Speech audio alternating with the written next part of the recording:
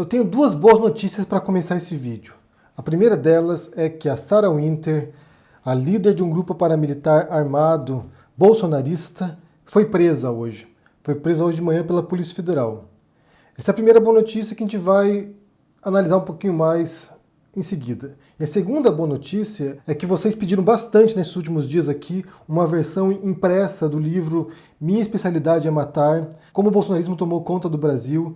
E eu conversei hoje com o meu editor na Cotter, que é o Sálvio. Ele já publicou 2 livros anteriores meus, que é O Cego em Buenos Aires e o livro que eu fiz em parceria com a Heloísa de Carvalho, Meu Pai Guru do Presidente. A gente conversou hoje, a gente trocou umas ideias. Já tinha conversado antes, algumas semanas atrás, sobre esse livro, e daí resolvi que ia lançar como e-book primeiro, que ia lançar na Amazon, e hoje a gente conversou e ele aceitou, ele topou a ideia de lançar também a versão impressa agora.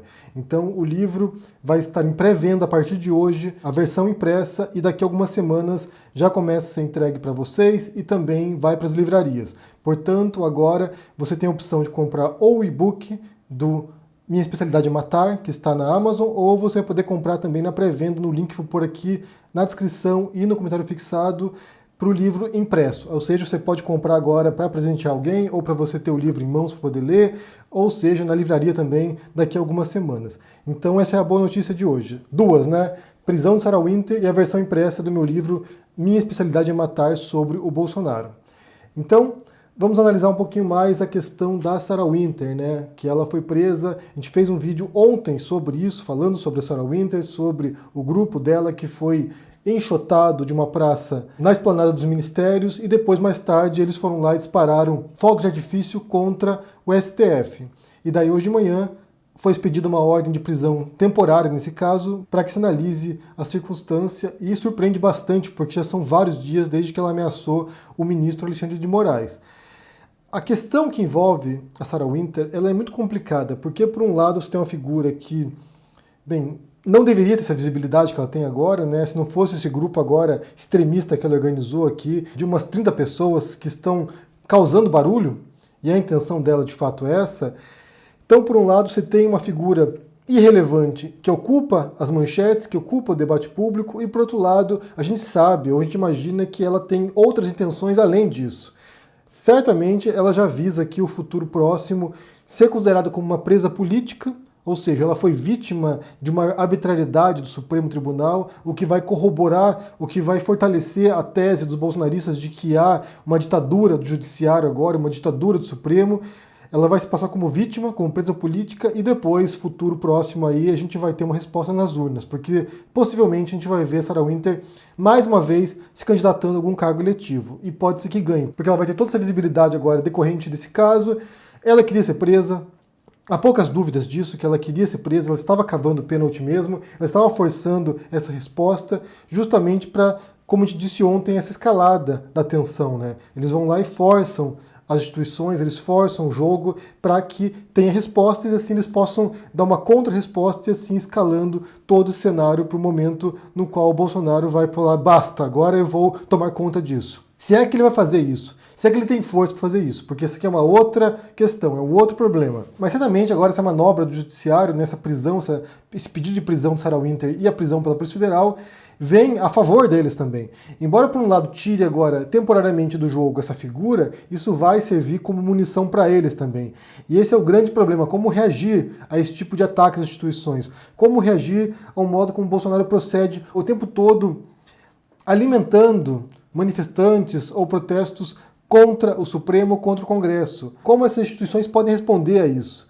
Dias atrás, por exemplo, o Supremo tomou uma decisão, através do Dias Toffoli, que o artigo 142 da Constituição não serve para legitimar as Forças Armadas como uma força moderadora da democracia. Ou seja, não é possível que o Exército desse um golpe, por exemplo, mas que validade tem isso? Validade zero. Porque se as Forças Armadas quiserem dar o golpe, como eles estão armados, como eles são as Forças Armadas, eles fazem isso tendo aprovação ou não do Supremo, tendo aprovação ou não do Congresso. E esse é o grande problema.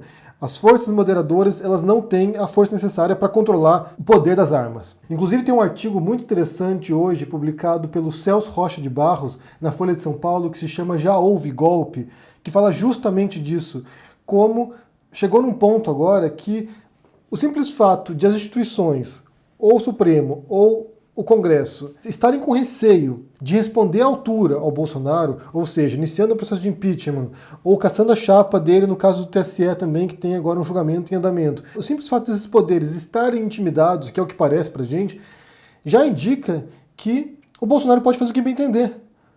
Se esses poderes não conseguem moderar o Bolsonaro, não conseguem controlar o Bolsonaro, é porque ele já pode fazer o que ele bem entender. Ele não precisa nem sequer dar o golpe, porque essas forças já estão silenciadas, já estão acuadas. Como diria o Lula, já estão acovardados. Se você se encolhe diante da ameaça, é porque quem está te ameaçando já venceu no final. Essa é a grande questão. Se demorou tanto tempo assim para que se tomasse uma decisão de prender Sarah Winter, com medo, com receio do modo como o Bolsonaro vai reagir a isso, é porque já perdeu o jogo. E o modo ambíguo como as Forças Armadas, como os generais lidam com o Bolsonaro, por um lado afagando a cabecinha ali, por um lado, sabe, dando corda para que ele se manifeste, e por outro lado, repudiando de maneira bastante tímida, isso cria uma instabilidade muito grande no modo como a gente pode esperar a ação das Forças Armadas. Vão apoiar um golpista ou vão servir para proteger a democracia, para proteger o Estado brasileiro? E isso também se reflete, de outro modo, na própria Polícia Militar também. Eu tenho visto muita gente comentando aqui, me mandando mensagens sobre o risco de um motim de policiais militares.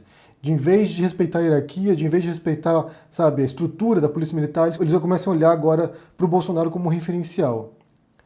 E aí é mais problemático ainda, porque você tem policiais por todo o Brasil, espalhados por todo o Brasil, e se tiver uma onda bolsonarista na Polícia Militar também, aí isso é mais assustador ainda. Eu quero aproveitar esse vídeo, já que está falando sobre essa intimidação, né, do governo, o modo como eles trabalham na base da força, na base da imposição.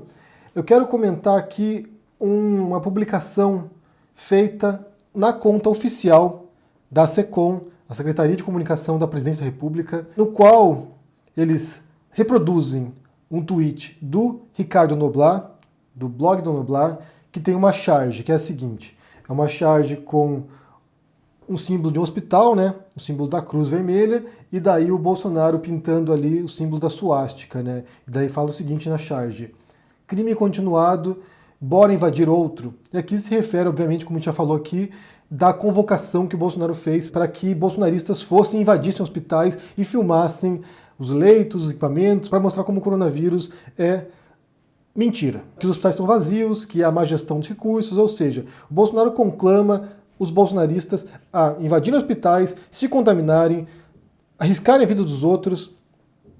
Potencialmente é um crime. E daí um chargista foi lá, né, 2 chargistas aqui fizeram essa charge associando o Bolsonaro ao nazismo. E o Noblat escreveu o seguinte: caiu na rede, publicou essa charge lá. E daí a Secretaria de Comunicação da Presidência, né, um órgão de Estado, acaba sendo um órgão, mais uma vez, um órgão bolsonarista. Ele fala o seguinte: falsa imputação de crime é crime. O senhor Ricardo Noblat e o chargista estão imputando ao presidente da República o gravíssimo crime de nazismo. A não ser que provem sua acusação, o que é impossível, incorrem em falsa imputação de crime e responderão por esse crime. E daí fala crime, crime, crime, crime, crime, crime, crime, crime, crime. É engraçado, porque você tem, como disse, um órgão de Estado que passa a se tornar um órgão de defesa da honra do presidente, aparentemente. E ameaça aqui de processo o Ricardo Noblat e os chargistas que fizeram essa imagem aqui, né, do Bolsonaro pintando uma suástica. Então, primeira coisa, aparentemente o crime de nazismo no Brasil, ou apologia ao nazismo, não parece tão gravíssimo assim como se diz. Porque, se vocês lembram aí, ano passado teve uma cena de um sujeito com uma braçadeira com a suástica num bar, sentado num bar em meio a outras pessoas, e simplesmente a polícia foi lá e pediu para ele retirar a braçadeira, ele disse que não retiraria, ficou lá sentado no bar e não aconteceu nada. E tem outros casos também de apologistas do nazismo, de neonazistas no Brasil, que são investigados e não dá em nada. Então, aparentemente, esse gravíssimo crime não é tão grave assim, porque boa parte dos neonazistas e nazistas e apologistas do nazismo no Brasil estão por aí andando, circulando normalmente. Basta pensar no caso do Alvin, que eu mencionei no vídeo mais cedo, inclusive, que vai lá e faz um vídeo apologista do nazismo através da Secretaria da Cultura do governo Bolsonaro e não foi preso, não sabe, foi demitido, foi exonerado, mas está aí, circulando, não parece que foi preso não. Então, na minha impressão aqui, acusar alguém de nazista ou ser nazista, que é pior ainda, ser nazista no Brasil não é tão grave assim, deveria ser, mas não é. E aqui tem um problema adicional, na verdade, né? Porque eu suponho aqui, né, dada a leitura do discurso do Bolsonaro, daquilo que ele faz, que ele não é nazista. Ele não é nazista. Porque nazista, e aqui seria uma banalização de um outro termo, né, mais uma vez esvaziando um termo que é bastante específico, e nesse caso nazista é bastante específico mesmo, que se refere aos partidários do Partido Nazista, Nacional Socialista, na Alemanha, nos anos 20 em diante, né? Você tinha o partido anterior, mas dos anos 20 em diante até 45, então é algo muito específico mesmo, é o subtipo do fascismo dentro da Alemanha da época, então esvaziar esse conceito aqui é muito ruim, porque é um termo pesado. Chamar o Bolsonaro de nazista é esvaziar um termo muito pesado e muito específico. O fascismo ele tem dois sentidos, como a gente viu recentemente num vídeo também, tem dois sentidos, um sentido específico que é o movimento fascista italiano e outros movimentos semelhantes como o nazifascismo também, né, que é uma variação do fascismo, e tem um sentido mais genérico, mais difuso, mais diluído que a gente usa para acusar alguém de autoritário, um populista autoritário. Certamente o Bolsonaro tem muitos elementos fascistoides, que se parecem com o fascismo, uma retórica fascista, atos que se assemelham ao fascismo. Em alguns casos particulares também tem uma retórica próxima do nazismo, mas chamar o Bolsonaro de nazista é muito complicado. Realmente eu acho que é esvaziar um termo que é muito específico. Mesmo os neonazistas, eles não fazem uma reprodução exata da mensagem ou da ideologia ou da proposta política dos nazistas dos anos 30 e 40. Mesmo os neonazistas não são exatamente nazistas no sentido mais próprio do termo. Então, de fato, é um esvaziamento. Mas você vê a SECOM utilizar, sabe, uma conta oficial no Twitter, um órgão de Estado, para intimidar um jornalista, né, para, sabe, fazer ameaça de assédio judicial contra alguém, isso é muito deprimente, é muito preocupante. Isso lembra também o fascismo, né, uma postura fascista de usar o Estado contra seus opositores. É claro que não é o primeiro a fazer essa relação, né? E tem vários elementos, como eu disse aqui, tem vários elementos que a gente pode associar nazifascismo, fascismo, outros movimentos autoritários com o Bolsonaro. São vários elementos disponíveis. A gente pode até associar o chavismo com o Bolsonaro, a gente pode associar vários movimentos autoritários com o Bolsonaro. Mas chamar de nazista é muito ruim. Por exemplo, uma associação que a gente faz aqui recorrentemente é o uso de milicianos, né? O uso de, sabe, grupos paramilitares para isso. A gente falou aqui da Sarah Winter, né? E isso traz uma referência clara a grupos paramilitares em outras circunstâncias também, como a Sturmabteilung, que era a SA nazista, ou como os camisas negras do Mussolini. Então, você tem em outros momentos essas milícias organizadas que são orquestradas para intimidar a oposição política. Tem toda uma simbologia, tem todo um ritual por trás disso, as vestimentas, as marchas, as tochas, os emblemas. Então tem todo um simbolismo por trás disso, e isso nos remete certamente aos movimentos fascistas. E criar essa relação histórica não é chamar ninguém de nazista, necessariamente. Dizer que se parece com movimentos anteriores não quer dizer que esteja acusando alguém de fascista ou de nazista. Por outro lado, muita gente tem falado, e aqui sim é uma imputação de um crime muito mais grave, embora a gente possa encontrar indícios concretos para isso, tem acusado o Bolsonaro de genocida. E é o que ele tem feito, na verdade. O modo como ele procede na pandemia, o abandono que ele fez em relação às pessoas, aos enfermos pelo coronavírus e às vítimas do coronavírus também, o modo como ele trata essa questão, pode sim, em algum momento, levá-lo a ser condenado por genocídio. Só uma observação aqui a partir desse tweet da SECOM, é que o que a gente tem visto agora é uma pressão feita por bolsonaristas para que o Bolsonaro utilize a máquina do governo, a máquina presidencial, para começar a intimidar jornalistas, para começar a processar pessoas, para começar a me processar também. Eu tenho visto várias pessoas falando isso. O Bernardo Kister foi um que publicou isso recentemente, para que me processem por causa do livro que eu escrevi sobre o Bolsonaro. Ou seja, tem havido uma pressão, de fato, para que eles comecem agora a silenciar as pessoas. E pode ser que aconteça também, pode ser que o Bolsonaro se canse uma hora e comece a despejar processos para todos os lados. E aí vai ter muita gente respondendo por acusá-lo de genocídio, por acusá-lo de fascismo, por acusá-lo de nazismo, por acusá-lo de um monte de outras coisas, né?